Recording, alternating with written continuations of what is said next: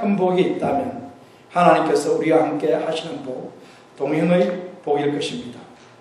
성경에는 많은 신앙 선배들이 하나님과 동행하여 큰 복을 누리며 살았다는 사실을 증거하고 있습니다.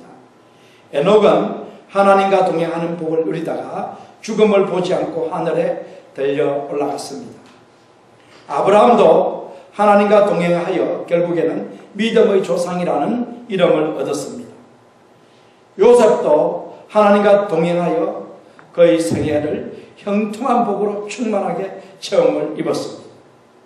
다윗도 하나님과 동행하여 양을 치는 목동이었는데 결국 그는 이스라엘의 목자, 하나님의 백성들을 다스리는 이스라엘의 목자로서 이스라엘의 왕이 되는 축복을 누렸습니다. 그 외에도 하나님과 동행하는 많은 인물들, 형통의 삶을 누렸던 많은 신앙 인물들이 있습니다. 사랑하는 여러분, 여러분들도 하나님께서 가까이 하시는 사람, 즉 하나님과 동행하시는 분들이 다 되시기를 주님의 이름으로 축원드립니다. 여러분들이 형통의 복, 하나님께서 늘 가까이 하시는 복을 누리기 위해서 여러분들이 먼저 하실 일이 있습니다. 여러분들이 하나님과 가까이 하기 위해서 여러분들이 해야 할 일들이 있는데 그것이 무엇일까? 여러분들은 그것이 무엇이라고 생각하십니까?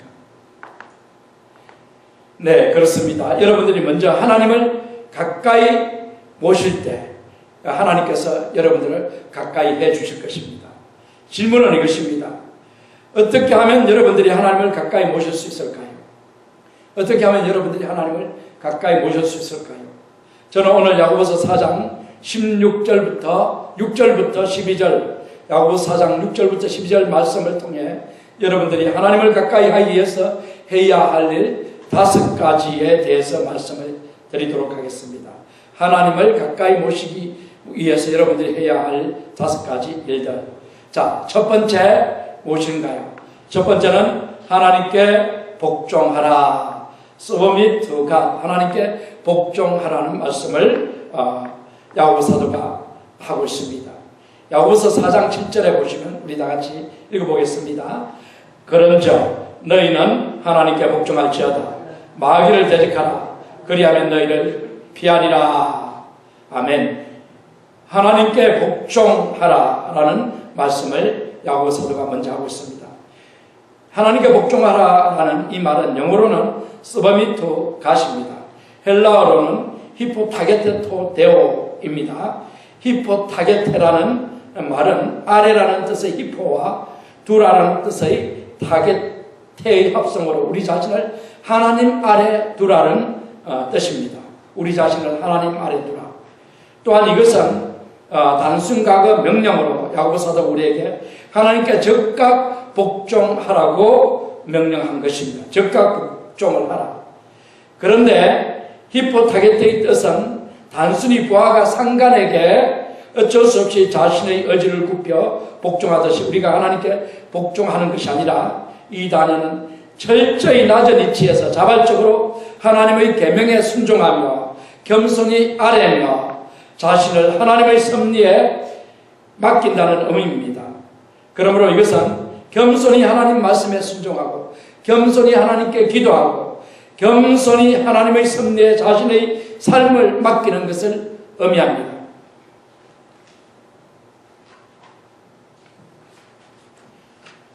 그러므로 사도 바울은 빌립보서 4장 6절 7절에서 아무것도 염려하지 말고 오직 모든 일에 기도와 간구로 너희 구할 것을 감사함으로 하나님께 아뢰라. 그리하면 모든 지각에 뛰어난 하나님의 평강이 그리스도 예수 안에서 너희 마음과 생각을 지키시리라 라고 우리에게 권면합니다. 여러분들이 진정으로 하나님께 복종하는 사람들인지 무엇으로 알 수 있는가 하면 여러분들에게 닥친 고난에 대해 여러분들이 어떤 자세를 취하는가를 보면 알 수 있습니다. 진정으로 여러분들이 하나님께 복종하는 분들인가? 이것은 바로 여러분들이 당하고 있는 이 삶의 현장에서 어려움을 어떻게 대처하고 있는가? 이것을 보면 알 수 있다는 말씀입니다. 모세가 광야에서 이스라엘 백성들을 인도하고 있었습니다. 바로의 손에서 이스라엘 백성들을 애굽 나라 바로의 손에서 이스라엘 백성을 인도하여 강야로 이끌어내었는데, 이스라엘 자손들이 강야 생활을 하면서 어려움이 닥칠 때마다 하나님을 원망하고 모세에게 돌을 들어 치료했던 것처럼, 여러분이 어려움을 당할 때마다 하나님을 원망하고 여러분의 삶을 원망한다면 여러분들은 하나님께 복종하는 사람들이 아닐 것입니다. 그러나 여러분들이 고난당할 때 오히려 하나님을 믿고 의지하여 염려 대신 감사하고 기도하신다면 여러분들은 하나님께 복종하는 분들일 것입니다. 하나님께 복종하는 여러분들에게 하나님께서는 가까이 하여 주시고 여러분들에게 평강을 주시며 여러분들이 겪고 있는 고난을 통해 여러분들을 축복의 길로 인도하실 것입니다. 하나님의 자녀들은 마귀를 대적하고 하나님을 가까이 해야 합니다. 사랑하는 여러분, 하나님께서 여러분들을 가까이 하여 여러분들을 형통의 삶으로 이끌도록 하시기 위해서 여러분들이 할 일은 하나님께 복종하는 일이라는 사실을 기억하시기 바랍니다.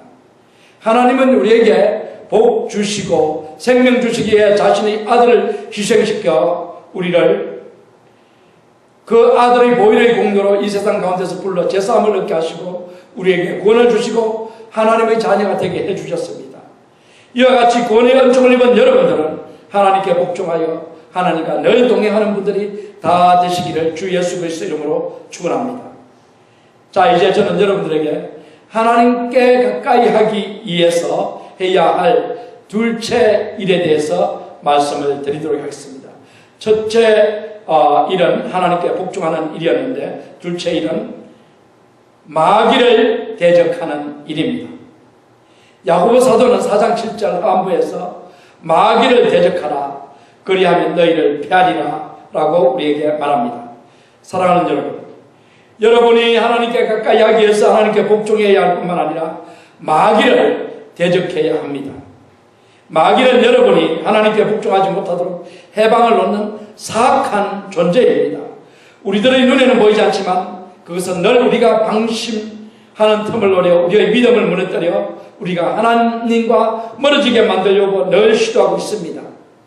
성경에는 마귀가 에덴 동산에 침입하여 인류의 첫사람인 아담과 하와를 유혹하여 그들이 하나님께서 금하신 금단의 열매 선악과를 따먹게 하여 죄를 짓게 만들고 그 결과 그의 허리에서 난 우리들마저도 모두 죄를 이어받아서 죄인들이 되게 하였다라는 사실을 여러분들이 잘 아실 것입니다. 지금도 마귀는 하나님의 선물 하나님 아들을 믿는 믿음으로 죄와 사망으로부터 구원받아 하나님의 자녀가 된 우리들을 시시각각 유혹하여 넘어뜨려 우리들이 하나님 앞에 나아갈 수 없도록 만들기에 계속 노력을 하고 있다는 사실을 여러분 모두 기억하시기를 바랍니다.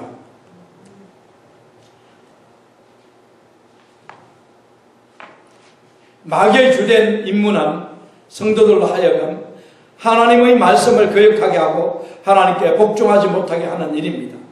마귀의 주된 임무는 아담과 하와가 죄를 지어 하나님의 동산인 에덴 동산에서 쫓겨났듯이 성도들로 하여금 죄를 지어 하나님과 멀어져 지옥에 던져질 멸망의 자식들이 되게 만드는 것입니다. 요한복음 10장 10절 상반부에 보면 도둑이 오는 것은 도둑질하고 죽이고 멸망시키는 것뿐이요 라고 기록하였듯이 마귀의 임무는 사람들로 하여금 죄를 짓게 해서 하나님과의 관계가 끊어져 죄의 심판을 받아 지옥의 영벌을 받게 하는 것입니다. 그러므로 야고보 4장 7절 하반부에 기록되었듯이 우리들은 하나님의 원수이며 동시에 우리의 원수인 마귀를 대적해서 싸워야 합니다. 그리스도를 믿는 우리들은 마귀를 무서워할 것이 아니라 마귀를 대적하고 그것과 싸워 승리해야 합니다. 마귀의 머리를 짓밟으시고 마귀의 일을 멸하신 그리스도의 영 성령의 도우심을 입어서 여러분이 마귀와 힘써 싸우면 마귀는 여러분을 피해 도망갈 것입니다. 하나님의 자녀들은 마귀를 대적하고 하나님을 가까이 해야 합니다. 마태는 마가복음 4장에 마귀를 대적하고 승리하신 주님에 대해 기록했습니다. 예수님이 성령에 이끌려 마귀에게 시험을 받으시려고 강야에 가셔 40일간 금식 기도를 하셨습니다. 금식 후 줄이신 주님께서 마귀가 찾아왔을 때 마귀가 주님에게 시험을 하는데 내가 하나님의 아들이거든 명하여 이 돌들로 떡떡이가 되게 하라고 시험을 합니다. 그 유혹을 받은 주님께서는 이렇게 답변하십니다. 기록되었으되 사람이 떡으로만 살 것이 아니오 하나님의 입으로부터 나오는 모든 말씀으로 살 것이니라 라고 말씀하여 마귀를 물리치셨습니다. 이 시험은 배고프신 주님께 배를 채우기 위해서 돌로 떡덩이를 만들어서 먹으라고 한 시험이었습니다. 이 육신의 정욕을 부추기는 시험이었습니다. 이 시험에 예수님은 말씀으로 마귀를 물리치셨습니다. 그러자 마귀는 이제 예수님을 성전 꼭대기, 높은 성전 꼭대기에 데리고 가서 예수님을 시험합니다. 네가 하나님의 아들이어서 뛰어내리라. 기록되었으되 그가 너를 위하여 그의 사자들을 명하시리니 그들이 손으로 너를 받들어 발이 돌에 부딪히지 않게 하리로다. 이때 주님께서 기록되었으되 주 너희 하나님을 시험하지 말라 하였느니라. 이 마귀는 예수님에게 성전 꼭대기에서 뛰어내리면 하나님께서 천사들을 동원해서 그 주님의 발이 땅에 부딪혀 주님이 다치거나 사망하지 않도록 하나님께서 보호해 주실 것이다. 그러면 사람들이 네가 하나님의 아들인 것을 믿지 않겠느냐 이렇게 하면서 뛰어내리라고 유혹을 했을 때 주님은 주 하나님을 시험하지 말라는 말씀으로 이 마귀의 유혹을 물리칩니다. 이 시험은 바로 이생의 자랑에 대한 시험입니다. 이생의 자랑. 이 시험에 승리했을 때 또 마귀는 마지막으로 주님을 어디에 데려가냐면 높은 산에 데리고 가서 천하 만국 모든 만국과 모든 영광을 보여주며 내게 단 한 번만 엎드려 절하면 이 모든 것을 너에게 주겠다라고 시험을 했습니다. 그때 예수님은 말씀하십니다. 사탄아 물러가라. 기록되었으되 주 너희 하나님께 경배하고 다만 그를 섬기라 하였느니라. 이 말씀을 하였을 때 사탄은 물러가고 천사가 수정되더라고 마태가 기록을 하고 있습니다. 주님께서 마귀에게 3번 시험을 당하셨지만 주님은 그 모든 시험을 말씀으로 하나님의 말씀으로 그것을 물리치셨다라는 사실을 이 시간 알 수 있습니다. 사랑하는 여러분, 이 말씀을 통해서 주님께서 우리에게 마귀를 대적하는 방법을 가르쳐 주셨는데 마귀가 우리를 유혹할 때 우리가 하나님의 말씀으로 마귀를 대적하여 마귀를 물리칠 수 있다는 사실을 가르쳐주고 계신 것입니다. 마귀가 제짓도록 우리를 유혹할 때 우리는 말씀으로 마귀를 대적해서 마귀를 이길 수 있습니다. 말씀을 우리 안에 심고 또 말씀을 따라 우리가 순종하고 말씀을 늘 묵상하며 가까이하며 사랑하며 이 말씀 안에서 기도할 때 우리는 마귀를 이 말씀으로 물리칠 수 있다는 사실을 여러분 기억하시기 바랍니다. 시편 119편 9절에서 11절을 읽어보겠습니다. 청년이 무엇으로 그의 행실을 깨끗하게 하리이까 주의 말씀만 지킬 따름이니이다. 내가 전심으로 주를 찾았사오니 주의 계명에서 떠나지 말게 하소서. 내가 주께 범죄하지 아니하려 하여 주의 말씀을 내 마음에 두었나이다. 마귀의 유혹으로 내가 범죄하지 않도록 하기 위해서 내 안에 무엇을 줬다고요? 주님의 말씀을 내 마음에 두었나이다.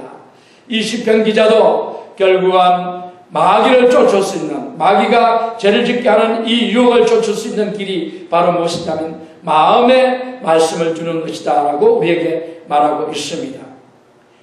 사랑하는 여러분, 우리는 모두 성령의 그 말씀으로 마귀를 대적하여 싸워야 마귀에게 승리할 수 있다는 사실을 기억하시기 바랍니다. 하나님의 자녀들은 마귀를 대적하고 하나님을 가까이 해야 합니다. 사랑하는 여러분, 저는 하나님을 가까이 하기에 우리가 할 2가지, 지금까지 하나님을 가까이 하기 위해서 우리가 해야 할 두 가지. 첫 번째는 하나님께 복종하라는 것이었고, 두 번째는 마귀를 대적하라는 것에 대해 말씀을 드렸습니다. 이제 저는 여러분들에게 세 번째 할 일이 무엇인지 말씀을 드리겠습니다. 자, 세 번째는 무엇입니까? 죄를 버려라. 무엇을 버리라고요? 죄를 버려라. 야고보서 4장 8절과 9절을 읽어보겠습니다. 하나님을 가까이 하라. 그리하면 너희를 가까이 하시리라. 죄인들아 손을 깨끗이 하라. 두 마음을 품은 자들아 마음을 성결하게 하라. 슬퍼하며 애통하며 울지어다. 너희 웃음을 애통으로 너희 즐거움을 근심으로 바꿀지어다. 사랑하는 여러분, 야고보 사도는 야고보서 4장 8절 9절에서 독자들에게 죄를 버리고 하나님을 가까이 하라고 명합니다. 다시 말씀드려서 야고보 사도는 이 말씀을 통해 하나님을 가까이 하려면 먼저 죄를 버려야 한다고 우리에게 교훈을 합니다. 야고보 사도가 하나님을 가까이 하는 선결 조건, 하나님을 가까이 하기 위해서 우리가 먼저 해야 할 조건이 있는데 그 조건은 바로 죄를 버리는 것이라고 말을 합니다. 여러분들이 죄를 버리고 손을 깨끗이 하고 마음을 성결하게 하면 하나님께서 의인 요셉과 함께 하셨듯이 여러분들에게 하나님께서 가까이 하시어 여러분들과 동행하실 것입니다. 하나님의 자녀들은 마귀를 대적하고 하나님을 가까이 해야 합니다. 그러므로 여러분들에게 질문을 하겠습니다. 여러분들은 하나님을 얼마나 가까이 모시고 있습니까? 얼마나 가까이 모시고 사십니까? 예수님을 믿지 않는 분들은 하나님과 멀어져 있기 때문에 하나님을 알 수도 없고 하나님을 느낄 수도 없습니다. 그러므로 아직 예수님을 믿지 않는 분들은 하나님을 여러분 안에 모시고 살기 위해서는 먼저 여러분께서 여러분의 죄를 위해 십자가에서 죽임당하시고 3일 만에 살아나신 하나님의 아들 예수 그리스도를 여러분 마음에 모셔야 합니다. 예수 그리스도를 모시면은 예수 그리스도를 여러분 마음에 모시면 여러분들은 죄와 사망의 권세로부터 구원을 받고 하나님의 자녀가 되어 이 땅에서도 영생을 누리며 천국에서도 영생을 누리게 될 것입니다. 사랑하는 여러분, 그러므로 아직 예수님을 믿지 않는 분들이 있다면 예수님을 믿어 하나님의 자녀가 되어서 하나님이 주시는 영생의 복을 누리시기를 주님의 이름으로 축원드립니다. 하나님은 거룩하시기 때문에 죄를 지은 사람들과는 가까이 할 수가 없습니다. 그러므로 우리가 하나님과 가까이 하기 위해서 먼저 해야 할 일이 있는데 그것은 죄를 버리는 것입니다. 이사야서 59장 1, 2절을 읽어보겠습니다. 여호와의 손이 짧아 구원치 못하심도 아니요 귀가 둔하여 듣지 못하심도 아니라 오직 너희 죄악이 너희와 하나님 사이를 내었고 너희 죄가 그 얼굴을 가리워서 너희를 듣지 않으시게 함이니. 자, 이 말씀을 보면 하나님도 귀가 있고 하나님도 눈이 있는데 이 영의 눈과 영의 귀인데 하나님이 우리를 볼 수 없는 이유는 우리의 죄 때문이다. 죄가 가려서 못 본다. 하나님이 우리가 구해달라고 부르짖는 소리를 듣지 못하시는 이유는 우리의 죄가 가려워서 듣지 못한다라고 하나님께서 말씀하셨습니다. 그러므로 사랑하는 여러분, 여러분들이 하나님과 가까이 하기 원하신다면 먼저 여러분의 죄를 회개하고 버리십시오. 그리고 하나님께 구하십시오. 혹시 여러분에게 만성화된 크로니컬한 제약된 습관이 아직 남아있습니까? 그런 습관이 여러분에게 있다면 여러분은 그 습관을 끊기 위해 그 습관과 싸워야 합니다. 넘지 못하실 일이 없으신 주님의 도우심을 구하십시오. 말씀을 삼하고 예배를 삼하고 기도하여 주님의 은혜를 입어 그 제약의 습관을 끊어버리시기 바랍니다.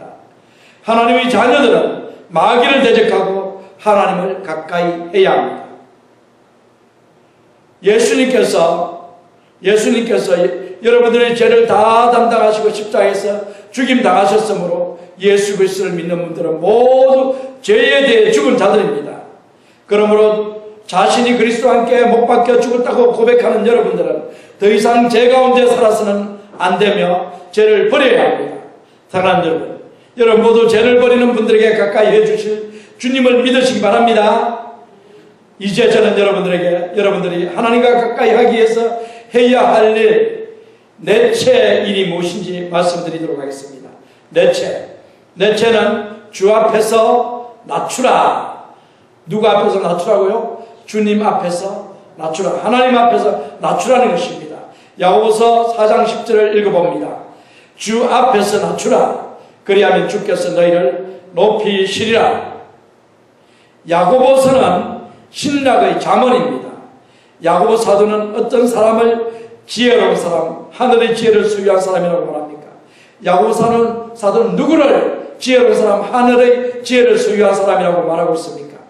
야고보 사도는 지혜로운 사람은 자기가 자신을 높이는 사람이 아니라 하나님께서 높여주시는 사람이 바로 지혜로운 사람이라고 야고보 사도는 말하고 있습니다. 그러면 여러분들이 어떤 자세를 취할 때 하나님께서 여러분들을 높여주실 것이라고 여러분은 생각하십니까? 여러분들이 어떤 자세를 취할 때 하나님께서 여러분을 높여주실까요? 네, 예, 맞습니다. 여러분들이 주님 앞에 자신들을 낮출 때입니다. 사랑하는 여러분 모두 주님 앞에서 겸손으로 여러분의 허리를 동이시면, 겸손으로 여러분의 허리를 매시면 주님께서 여러분들을 높여주실 것이라는 말씀을 기억하시기 바랍니다. 사람의 마음의 교만은 멸망의 선봉이요 겸손은 존귀의 앞잡이이다. 이 말씀을 보면 교만한 자는 어떻게 된다고요? 교만당하면 뭐가 온다고요? 멸망이 오고, 겸손당하면 뭐가 온다고요? 존귀가 온다. 이런 말씀을 주님께서 우리에게 하십니다. 여러분, 딱따구리를 잘 알 것입니다. 딱따구리는 나무를 쪼아내야 나무 속에 있는 벌레를 잡아먹고 삽니다. 어떤 새끼 딱따구리가 어미로부터 나무를 쪼아내는 방법을 배웠습니다.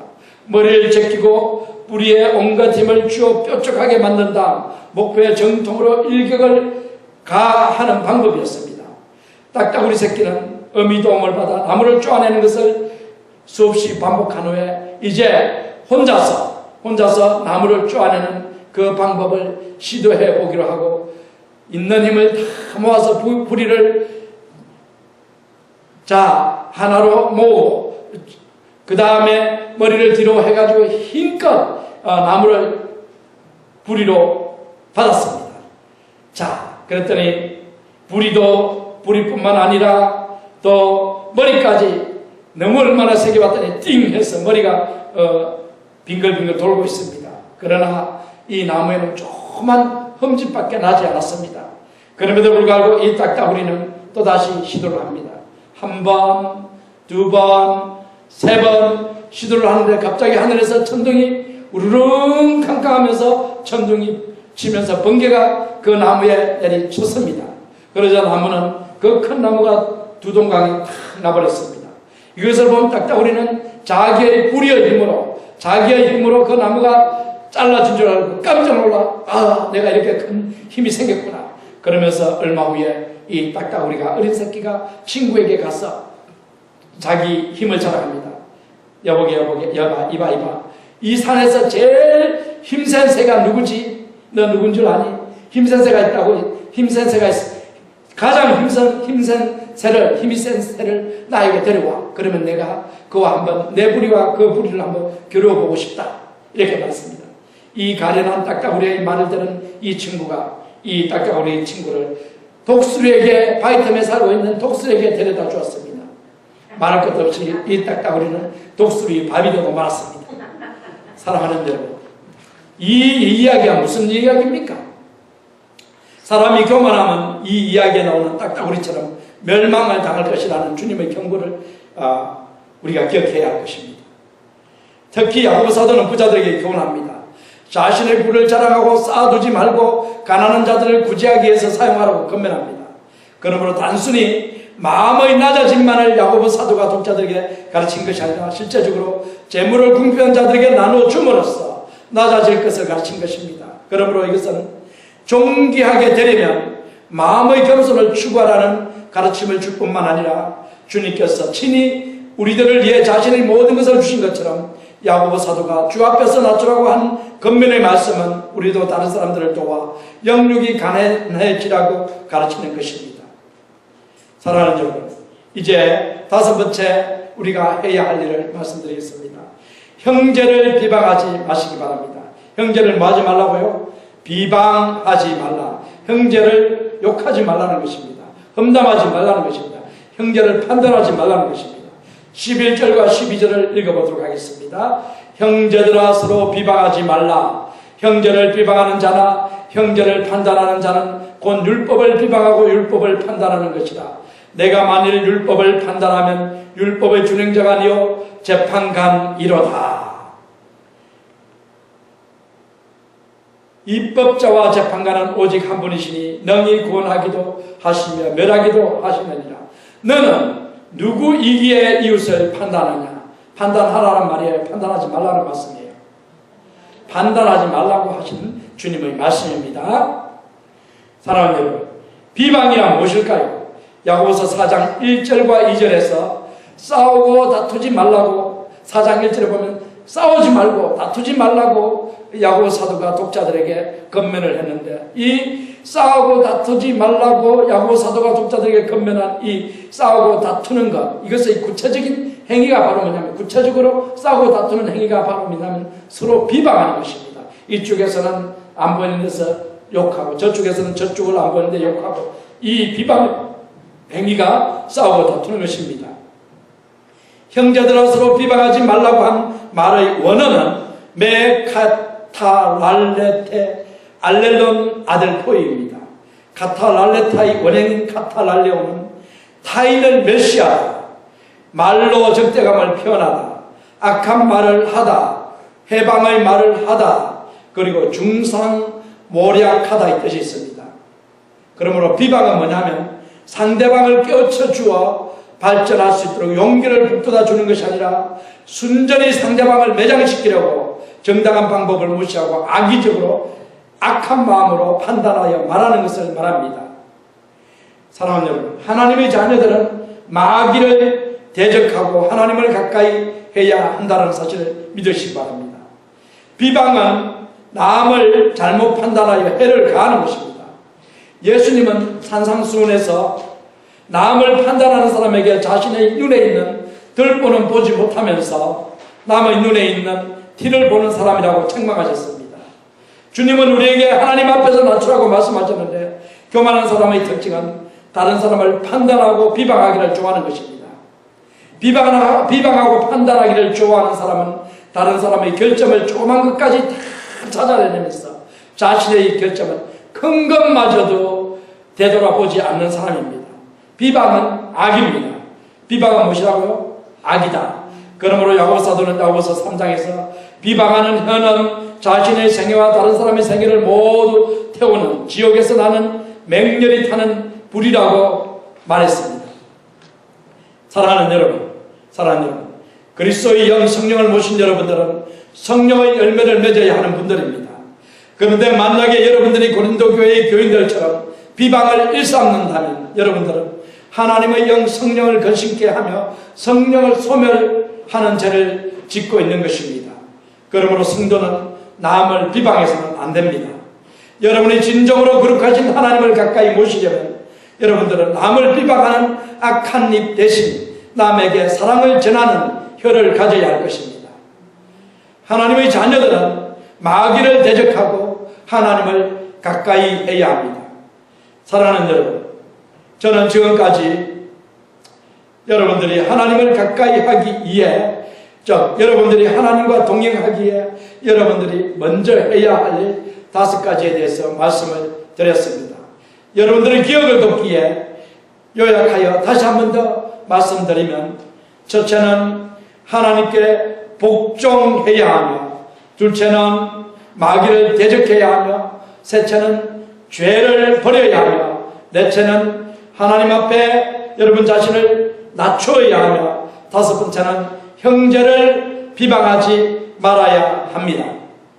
사랑하는 여러분, 여러분 모두 이 5가지를 잘 지켜 하나님을 가까이 하여 하나님께서 여러분에게 주시는 형통의 복을 마음껏 받아 누리시기를 주님의 이름으로 축원합니다.